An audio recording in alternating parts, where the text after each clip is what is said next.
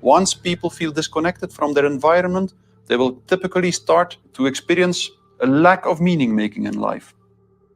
And under these conditions, if a narrative is distributed through the mass media, indicating an object of anxiety and a strategy to deal with this object of anxiety, they suddenly connect to one small object of fear, for instance, the coronavirus, and afterwards, people don't feel lonely anymore.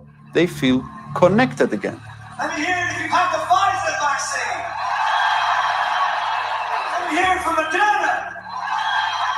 AstraZeneca. Let's hear it from the anti-vaxxers.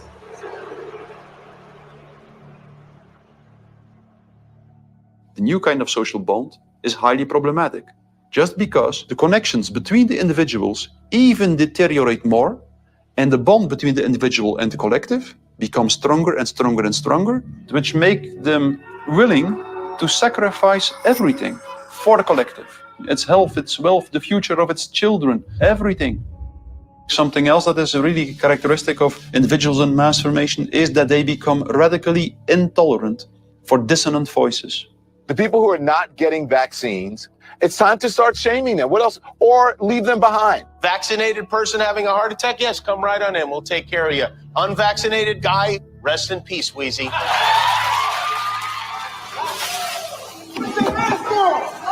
Put your mask on! That's all you gotta do! We have to stop coddling the morons who will not get the shot. Get away from me. Put it on. Does it bother anybody else that she doesn't have to wear a mask that we all do? When are we going to stop putting up with the idiots in this country? You're a schmuck for not wearing a mask. And just say it's mandatory to get vaccinated. Screw your freedom. There are millions of Americans, almost all white, almost all Republicans, who somehow need to be deprogrammed. The question is, how are we going to really almost deprogram these people? A lot of people need to be deprogrammed right now. You know, maybe there needs to be a formal deprogramming of the cult members. We had programs, federal programs, that went towards funding organizations like these that de-radicalized people.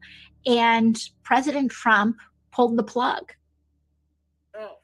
People who do not go along with the masses are stigmatized, and in the end, the masses are inclined to destroy the people who do not go along with them, and they do so as if it is an ethical duty to do so. One of the most clear illustrations of this was when the leaders of the Communist Party in the Soviet Union were sentenced to death, often tortured to death. They did not object. They said things like, if this helps the Communist Party, it's my pleasure to do it. That's something that was observed in all major examples of mass formation in history.